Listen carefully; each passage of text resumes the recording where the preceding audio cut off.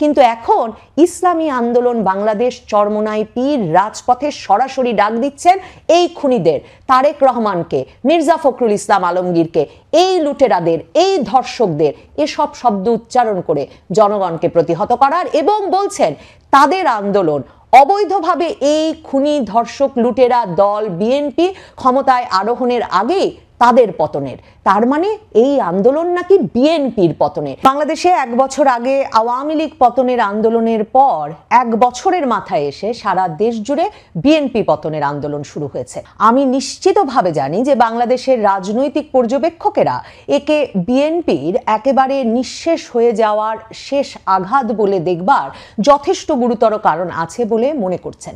কারণ দেখুন, সারা বাংলাদেশ জুড়ে বিএনপি পতনের আন্দোলন কেন বলছি।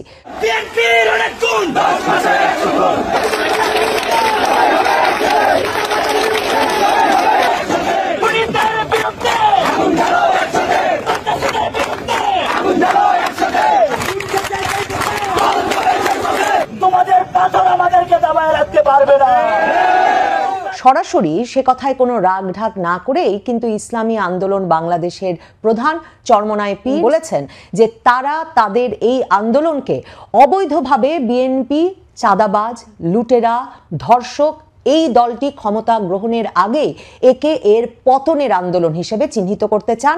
তারা বিএনপির পতন চান, কারণ বিএনপিকে যেই শব্দগুলো বললাম সরাসরি এই শব্দগুলো ব্যবহার করে চরমোনাই পীর তার সমাবেশ থেকে বলেছেন বিএনপিকে তারা ধর্ষক, লুটেরা, চাঁদাবাজ বলে মনে করে এবং এই দলকে যে কোনো মূল্যে তারা প্রতিহত করবে। জামায়াতে ইসলামী বিক্ষোভ সমাবেশ করেছে বিএনপির বিরুদ্ধে শব্দে এবং নামে।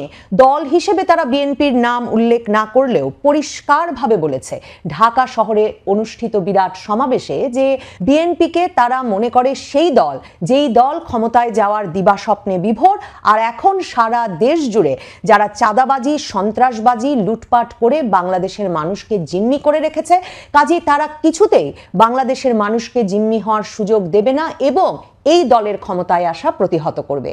সারা বাংলাদেশ জুড়ে শুক্রবার রাত থেকে বুয়েট ঢাকা বিশ্ববিদ্যালয়ে তো বটেই, সারা দেশের প্রাইভেট এবং পাবলিক বিশ্ববিদ্যালয়গুলোতে সন্ত্রাসী, চাঁদাবাজ, লুটেরা, ধর্ষকদের বিরুদ্ধে মিছিল হয়েছে, স্লোগান উঠেছে। সেখানে লীগ গেছে যেই পথে, দল যাবে সেই পথে। সেখানে স্লোগান উঠেছে এমন অশ্লীল শব্দেরও যেই শব্দ উচ্চারণ করে আমার পক্ষে সেই স্লোগান আপনাদেরকে শোনানো সম্ভব নয়। তবে 1, 2, 3, 4 দিয়ে বিএনপি, তারেক রহমান, ছাত্রদল, যুবদলকে উদ্দেশ্য করে সেই অশ্লীল স্লোগানের পাশাপাশি সারা বাংলাদেশ জুড়ে এই সব স্লোগান এবং মিছিল থেকে বিএনপিকে প্রতিহত করবার, তাদের ক্ষমতায় যাওয়ার পথকে প্রতিহত করবার, সেই দিবাস্বপ্নকে প্রতিহত করবার সরাসরি ডাক এসেছে। পুরান ঢাকার মিটফোর্ড হাসপাতালের সামনে পাথর মেরে পিটিয়ে নৃশংসভাবে লালচাঁদ ওরফে সোহাগ নামের ব্যবসায়ীকে খুন করার ভিডিও প্রকাশিত হয়ে যাওয়ার পর সারা বাংলাদেশ জুড়ে রাজনৈতিক পক্ষগুলো ফুঁসে উঠেছে বিএনপির বিরুদ্ধে। খুব অবাক করবার মতো তাৎপর্যপূর্ণ এবং গুরুত্বপূর্ণ বিষয় হচ্ছে, ক্ষমতায় আছে যে ইউনূস সরকার, সেই সরকার আইন শৃঙ্খলা ব্যবস্থা কেন 10 মাসে, 11 মাসে, প্রায় 12 মাস হতে চলল ফিরিয়ে আনতে পারলো না? কেন বাংলাদেশে পুলিশ প্রশাসন সেগুলো ঠিকমতো কাজ করছে না? কি করে বাংলাদেশটা এমন দেশে পরিণত হলো গত 10-11 মাসে যে প্রকাশ্যে পাথর মেরে পিটিয়ে খুন করা যাচ্ছে বেশ খানিকটা সময় নিয়ে ঢাকার বুকে একজন ব্যক্তিকে, অথচ পুলিশ প্রশাসন বা জনসাধারণ কেউ এগিয়ে আসার সাহস পাচ্ছে না? যেই প্রশ্নগুলো ওঠা হয়তো স্বাভাবিক ছিল, সেই প্রশ্নগুলো শুক্রবারে, বুধবারের সেই খুনের ঘটনার ভিডিও বেরিয়ে আসার পরেও উঠছে না, বরং সকলের অভিযোগের আঙুল বিএনপির দিকে। কারণ জামায়াতে ইসলামী, ইসলামী আন্দোলন বাংলাদেশ সহ এনসিপি তো বটেই, ছাত্রদের দল, এরা প্রত্যেকে গত কয়েক মাস ধরে বলে আসছিল যে সারা দেশ জুড়ে সন্ত্রাসবাদ এবং লুটপাটের রাজত্ব কায়েম করেছে চাঁদাবাজ দল বিএনপি। তবে বিএনপি বলে আসছিল তাদের বিরাট দল এবং তারা দল থেকে বহিষ্কার করছে, তারা দলীয় শৃঙ্খলা ভঙ্গের দায়ে যা যা ব্যবস্থা নেওয়া যায় তা করছে বটে, কিন্তু নির্বাচন যেহেতু আরো পিছিয়ে যাচ্ছে, তারা দলকে কিছুতেই নিয়ন্ত্রণে আনতে পারছে না। এই ঘটনাটির ভিডিও বেরিয়ে আসার পর সারা দেশ জুড়ে যে ধরনের রাজনৈতিক বিক্ষোভের জন্ম হলো এবং বিএনপির শীর্ষ নেতা তারেক রহমানকে উদ্দেশ্য করে যে ধরনের অশ্লীল স্লোগান বাংলাদেশের রাজপথে এবং বিশ্ববিদ্যালয়গুলোতে একবার উঠে গেল, এটা নিশ্চিত এরপর বিএনপির পক্ষে ঢাকার রাজপথ, বাংলাদেশের রাজপথ কিংবা বিশ্ববিদ্যালয়গুলোতে আবারও মিছিল সমাবেশ করা খুব মুশকিল হবে। বিএনপির জন্য গত আগস্টের পর এই সময়টাই সবচেয়ে বিপজ্জনক, সবচেয়ে স্পর্শকাতর এবং সম্ভবত বিএনপির অস্তিত্ব বিলীন হয়ে যাওয়ার এক গুরুতর সম্ভাবনা নিয়ে হাজির হয়েছে। পিনাকি ভট্টাচার্য বাংলাদেশের প্রভাবশালী ভিডিও ব্লগার, যিনি বাংলাদেশের ইসলামপন্থী আন্দোলনের একজন অন্যতম তাত্ত্বিক গুরু হিসেবে বিবেচিত হন। তিনি সরাসরি তার ভিডিও ব্লগে বলছেন যে বিএনপি ক্ষমতায় আসলে আওয়ামী লীগের ডাবল দুঃশাসন নিয়ে আসবে। এই যে লুটপাট, চাঁদাবাজি, ধর্ষণ, সন্ত্রাস, এই খুনিদেরকে আবারও ক্ষমতায় আনতেই কি আমাদের সন্তানেরা রক্ত দিয়েছিল? বারবার আমাদের সন্তানদের দেওয়া রক্তের পথ মারিয়ে এরাই, এই খুনিরাই ক্ষমতায় আসবে? এসব প্রশ্ন ছুড়ে দিচ্ছেন এবং নিশ্চিত ভবিষ্যৎবাণী করছেন যে আওয়ামী লীগের ডাবল দুঃশাসন নিয়ে বিএনপি হাজির হবে। তার মানে পিনাকি ভট্টাচার্য তার ভক্তবৃন্দের উদ্দেশ্যে, তার লাখো কোটি অনুসারীর উদ্দেশ্যে ডাক দিচ্ছেন বিএনপিকে প্রতিহত করার। চরমোনাই পীর তার সমাবেশ থেকে কোনো রাগঢাক না করে সরাসরি বলেছেন এই খুনের দায়িত্ব তারেক রহমানকে নিতে হবে, এই খুনের দায়িত্ব মির্জা ফখরুল ইসলাম আলমগীরকে নিতে হবে। তিনি একবারও বলেন নাই এই খুনের দায়িত্ব ডক্টর ইউনূসকে নিতে হবে কারণ তিনি অন্তর্বর্তীকালীন সরকারের প্রধান হিসেবে দায়িত্বে আছেন, কিংবা তিনি বলেন নাই বর্তমান স্বরাষ্ট্রমন্ত্রী জাহাঙ্গীর আলম চৌধুরী, স্বরাষ্ট্র উপদেষ্টা, সেই ব্যক্তিকে এই খুনের দায়িত্ব নিতে হবে। বরং চরমোনাই পীর সরাসরি উল্লেখ করেছেন এই খুনের দায়িত্ব তারেক রহমানকে নিতে হবে, মির্জা ফখরুল ইসলাম আলমগীরকে নিতে হবে এবং এই খুনিদের ঠাঁই বাংলার মাটিতে হবে না। সে সময় স্লোগান উঠেছে এবং তারা বলেছেন এই খুনিদেরকে তারা প্রতিহত করবেন।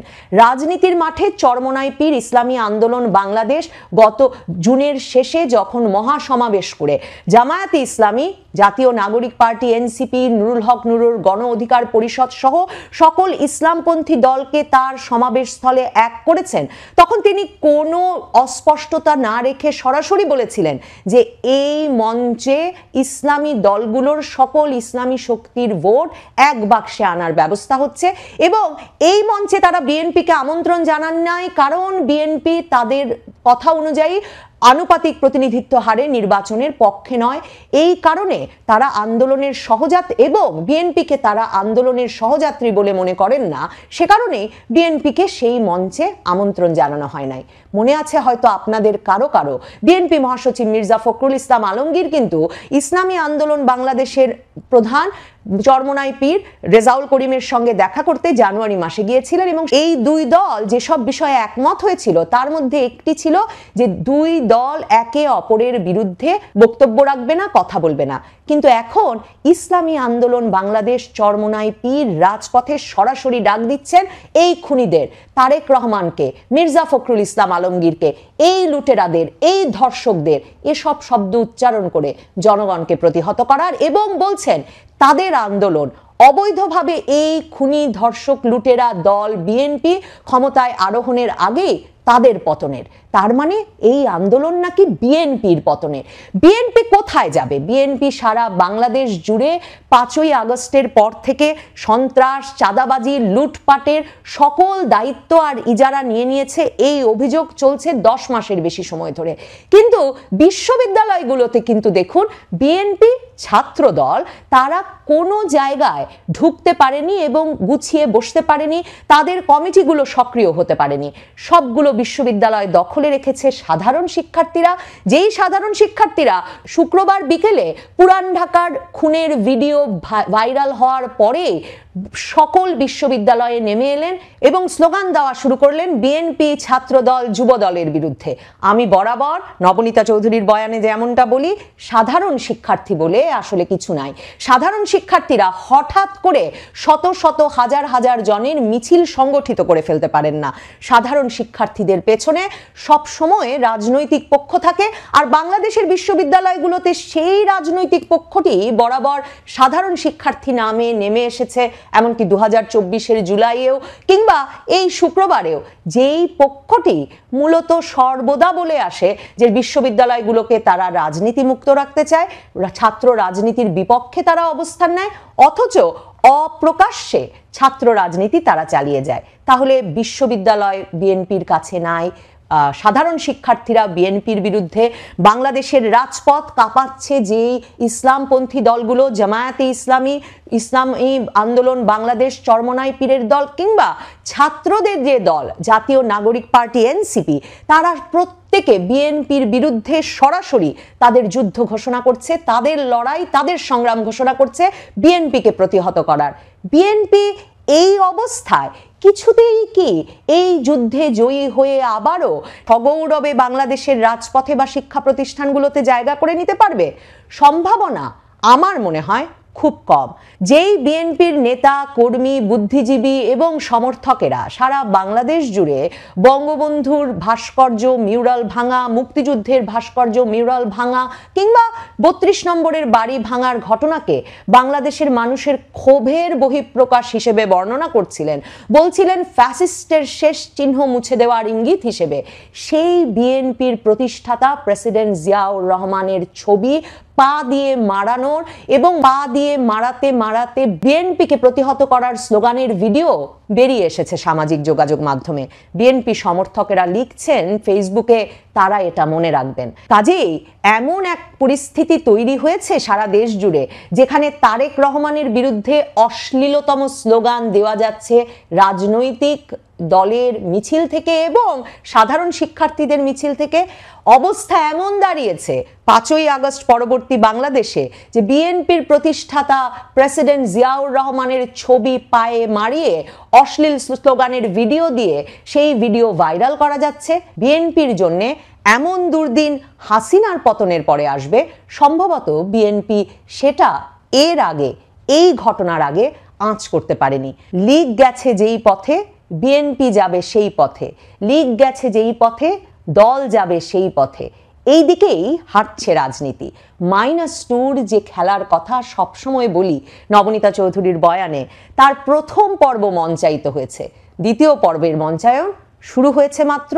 বিএনপি রাজনৈতিক প্রজ্ঞা কিংবা সাংগঠনিক শক্তিতে এই লড়াইয়ে জয়লাভ করে কিনা তা দেখবার জন্য অপেক্ষা করতে হবে, তবে লড়াই ভীষণ কঠিন।